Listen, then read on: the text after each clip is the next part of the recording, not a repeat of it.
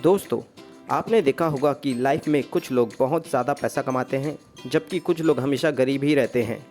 ऐसा इसलिए होता है क्योंकि कुछ लोग नौकरी के पीछे भागते हैं और कुछ लोग अपना बिजनेस बनाते हैं।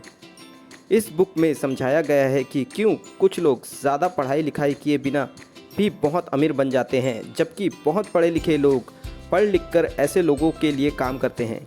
इस किताब में आप जानेंगे कि कैसे कुछ लोग सफल हो जाते हैं और कुछ लोग बहुत ही गरीब रह जाते हैं। आइए इस किताब की समरी से हम फाइनेंशियल फ्रीडम के सीक्रेट के बारे में जानेंगे।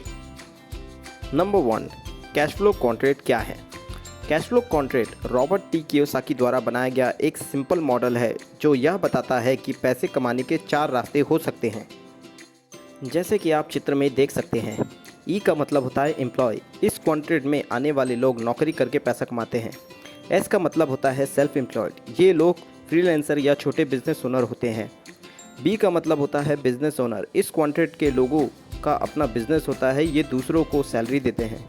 आई का मतलब होता है इन्वेस्टर, ये लोग इन्वेस्टर होते हैं तथा तरह तरह से पैसे को इन्वेस्ट करते हैं जिससे उनका पैसा अपने आप ही ग्रो होता है।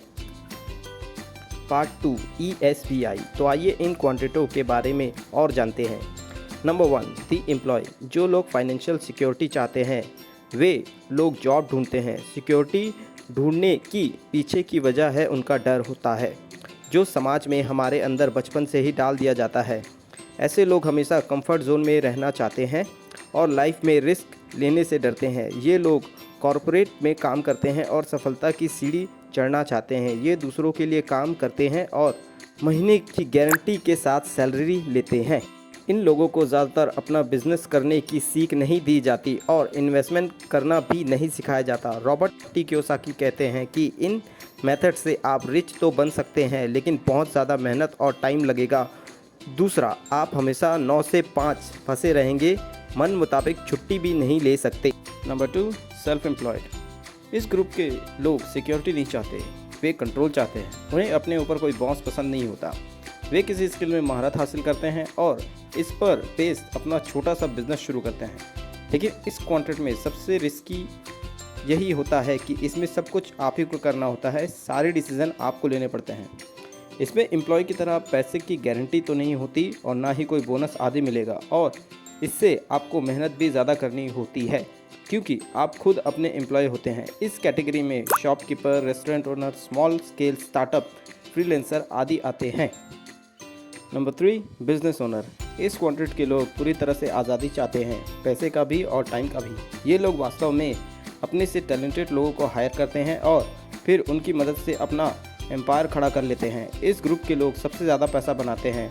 ऑथर कहते हैं कि एस ग्रुप कई बार बी ग्रुप में कन्वर्ट हो सकता है। जैसे अगर किसी ने छोटा सा रेस्टोरेंट लगाया है और अगर वह चल निकला तो धीरे धीरे उसकी फ्रेंचाइजी सारी दुनिया में शुरू हो सकती है। Number 4, the investor. इस तरह के लोग भी फाइनेंशियल फ्रीडम के साथ साथ टाइम की फ्रीडम भी चाहते हैं।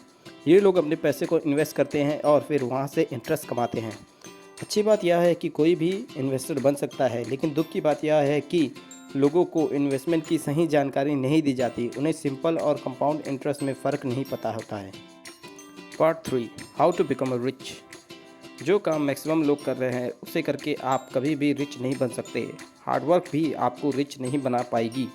अगर हार्डवर्क ही इतना ज़रूरी होता तो मज़दूर सारा दिन धूप में हार्डवर्क करते हैं, वे अरबपति होते। इसलिए आपको कुछ अलग सोचना होगा।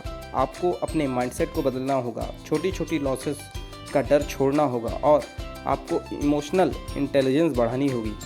ऑथर बताते हैं कि हमारे अमीर न बन पाने का सबसे बड़ा कारण हमारा पैसा डूब जाने का डर होता है।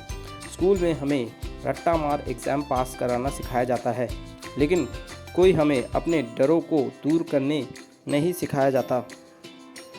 हमें एक एक रुपया पकड़कर रखना सिखाया जाता है। हमारे टीचर हमसे कड़ी मेहनत करने के लिए कहते हैं, लेकिन कभी हमें बिज़नेस शुरू करने नहीं सिखाया जाता और ना ही उसमें आने वाली मुश्किलों से निपटने के लिए तैयार किया जाता है। और सबको पता है कि टीचर्स खुद भी ज़्यादा अमीर नहीं होते हैं और पैसों की तंगी से जूझते रहते हैं। तो उनके पढ़ाने के प्रिंसिपल क्या सच में सही है? उनसे कम फाइनेंशियल फ्रीडम पाने के लिए तो वह हेल्पफुल नहीं है। इसलिए लेखक कहते हैं कि आप अपने टीचर्स और स्टडीज़ खुद बने और स्कूल की किताबों में से जो नहीं सीखा है वह सेल्फ हेल्प और सेल्फ फाइनेंस की दूसरी किताबों से सीखें। अगर आपको ये वीडियो अच्छी लगी तो इसे एक लाइक कर दें, चैनल को सब्सक्राइब कर दें और हाँ, उस बेल आइकन को भी दबा दें ताकि आपको मेरी सारी लेटेस्ट वीडियो की नोटिफिकेशन मिलती रहे। Thank you.